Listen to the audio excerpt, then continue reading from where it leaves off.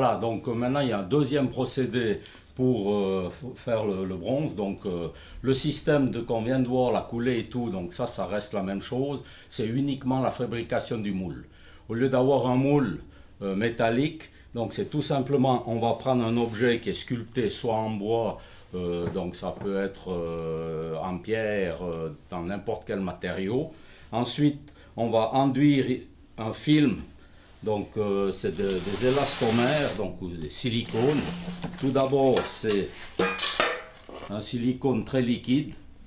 Donc on va mettre un durcisseur et ensuite on va enduire 1 mm autour de toute la pièce. Ça se fait au pinceau, ça? Ça se fait au pinceau. Ensuite, quand ça c'est sec, on met un deuxième silicone autour qui lui est plus pâteux pour vraiment prendre la forme comme il faut. Donc ici vous voyez un deuxième silicone donc qui est beaucoup plus pâteux. C'est presque comme du mastic. Voilà, exactement. Et là aussi il faut mettre un durcisseur pour que ça prenne, donc pour qu'ensuite ça durcisse. Donc là maintenant je vais vous montrer. On l'applique simplement avec la main ou Oui, alors la deuxième partie on applique uniquement avec la main. Donc au moment où c'est fini, j'aurai ma pièce originale.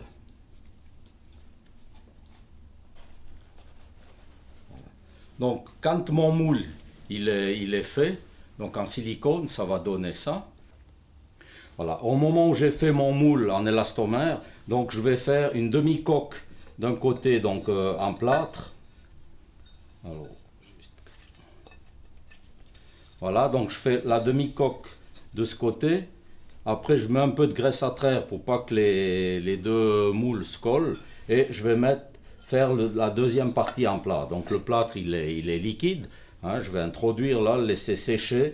Et au moment où c'est que mes deux pièces sont donc ensemble, je vais juste donc là on a des pièces finies en plâtre, mais vous devez les faire, les manipuler à la main, voilà, les façonner, oui, bien je dois les façonner, et au moment où c'est sec, donc je vais ouvrir les deux coques en plâtre, sortir mon moule en silicone.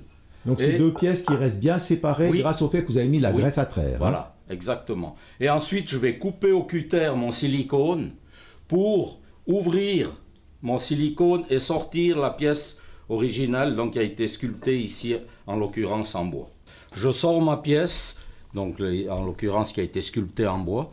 Je vais refermer mon moule en silicone, je vais le remettre dans ces deux coques en plâtre. Hein, donc bien les ajuster comme voilà. Je vais refermer la partie ici du plâtre. Je regarde que tout soit bien ajusté. Et là, je vais mettre un élastique autour. Et ensuite, je vais couler ma cire à l'intérieur. Voilà, donc là, j'ai fermé mon moule. J'ai mis un élastique, donc c'est un bout de chambre à air qui a été coupé. Donc comme ça, c'est un élastique bien résistant. Et maintenant, je vais tout simplement prendre ma cire et puis mettre à l'intérieur. Donc, elle est liquide parce qu'elle a été chauffée. Voilà, elle est chauffée. Elle est sur une plaque. Et puis elle est juste tempérée. D'ailleurs ça sent, hein. Peut-être que les gens qui verront le film ne le sentiront pas, mais nous on le sent bien. Hein. Voilà. Et puis quand c'est dedans, donc je vais bien manipuler pour que la cire se mette bien partout. Ou alors je peux remplir carrément de cire, laisser 2-3 minutes, ensuite je vais vider, laisser sécher et recommencer l'opération, jusqu'à ce que j'ai l'épaisseur voulue. Quand vous dites l'épaisseur voulue, ça veut dire que donc la pièce ne sera pas pleine, elle sera creuse, et en la manipulant, ça va se répartir plus ou moins également partout, mais il y aura des endroits plus minces puis d'autres plus épais. Tout à fait, donc il y aura des endroits qui aura plus de cire que d'autres, donc on aura le bronze qui va avoir des endroits un petit peu plus épais que d'autres.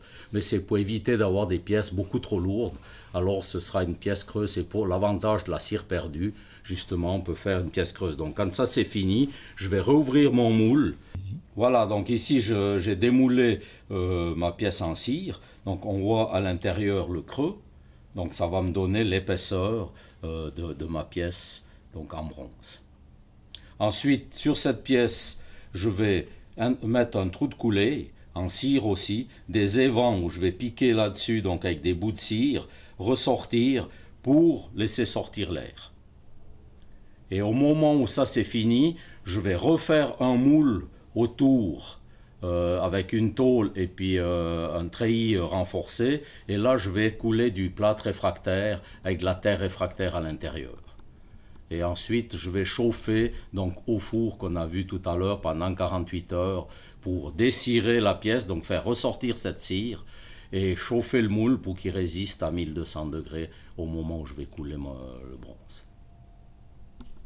Pour bien expliquer les étapes visualisées jusqu'ici, voici un schéma explicatif. Dans la case A, on a en brun la pièce artistique à reproduire qui sera entourée en jaune d'un moule en silicone, puis de 2 demi-coques en plâtre couleur grise. Dans la case B, on a ouvert le moule en plâtre et celui en silicone, ôté la pièce artistique brune et coulé sur les parois internes du moule en silicone une couche de cire chauffée, liquide, qui va durcir et prendre la forme de la pièce originale. Dans la case C, on a enlevé le moule en silicone pour ne garder que celui en cire durcie que l'on va équiper d'un canal de coulée pour laisser entrer le bronze et de 2 évents pour laisser sortir l'air. Dans la case D, on a créé un nouveau moule en terre réfractaire qui occupe l'extérieur et l'intérieur du moule en cire, le tout renforcé par un treillis qui doit assurer la stabilité lors du chauffage. Voilà, donc ici c'est un autre four, c'est pour pouvoir cuire les moules en plâtre réfractaire pour la cire perdue. Donc ici j'ouvre mon four où je vais mettre mes pièces donc à l'intérieur pour pouvoir passer à la cuisson donc pendant 48 heures. C'est un four électrique Non, c'est à gaz aussi. À gaz. Oui. Puis on monte à quelle température? Alors là, donc, on monte donc jusqu'à 800 degrés environ, 800-850 degrés. Et là, on doit laisser pendant 12 heures pratiquement à cette température pour bien cuire le moule et puis brûler la cire qui se retrouvera à l'intérieur. Ça va aussi dépendre de la masse. Si c'est une Oui, pièce, tout à fait. Plus longtemps. Alors d'après le poids, donc on va laisser plus ou moins quelques heures en plus selon la masse de la pièce. Ici, vous avez un fond un peu spécial où c'est qu'on a un petit trou au milieu là. Donc ça sert uniquement à récupérer la cire. On dit la cire perdue, mais comme les moules viennent sans dessus-dessous, au moment où on va chauffer environ à 100 degrés, la cire va couler et on va la récupérer ici au fond, donc cette cire, pour pas que tout soit brûlé.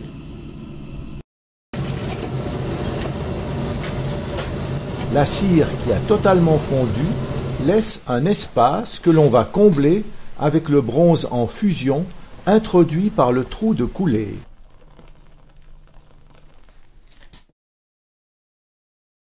Donc ça c'est le moule qui a été chauffé dans le four qu'on a vu pendant 2 jours. Ensuite je vais ouvrir ce moule. On a notre terre réfractaire qui a été chauffée. Et puis là maintenant je dois décocher, donc je dois couper loin. C'est ce plâtre. Voilà, c'est le plâtre avec le treillis qui renforce le tour pour pas qu'il s'éclate au moment où je mets mon bronze. Et voilà, donc on voit le treillis ici qui a été mis autour pour protéger mon moule pour pas qu'il éclate. Hein. Alors maintenant je dois taper loin ça et puis je dois tout casser donc mon élément ici donc en terre réfractaire. Voilà, donc ici au moment où c'est que j'ai décoché ma pièce, elle va sortir comme ça, donc on voit très bien le trou de coulée, les évents, les clous qui ont été mis pour tenir l'intérieur, étant donné qu'à l'intérieur, mon vase il est vide. Alors je dois tenir mon plâtre à l'intérieur pour pas qu'il s'effondre au moment où je coule le bronze. Alors voilà la pièce brute qui sort donc du moule. Maintenant, je dois tout couper loin ce plâtre qui est en trop.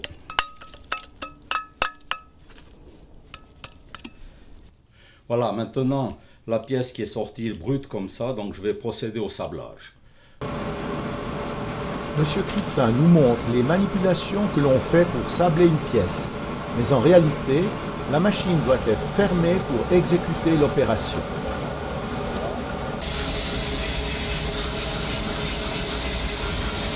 Donc là c'est sablé.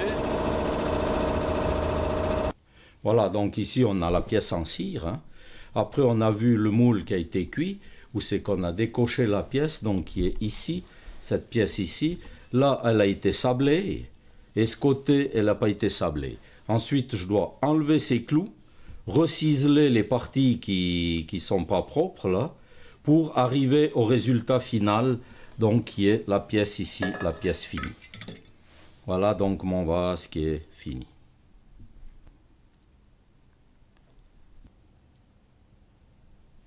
Donc ça, on peut rajouter des pierres précieuses.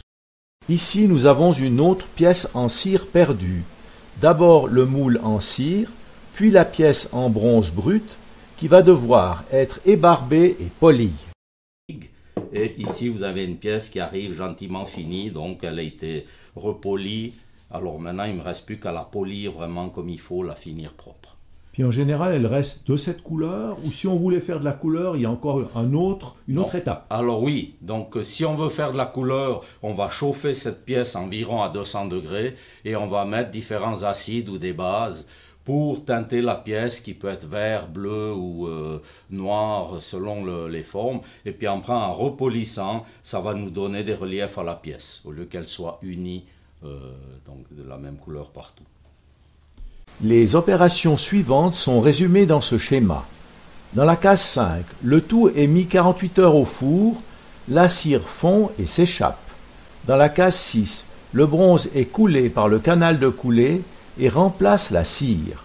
Dans la case 7, le treillis est arraché, le moule en terre réfractaire est cassé, la pièce est polie et barbée pour prendre son aspect définitif. Voilà donc la technique de la fonte à la cire perdue.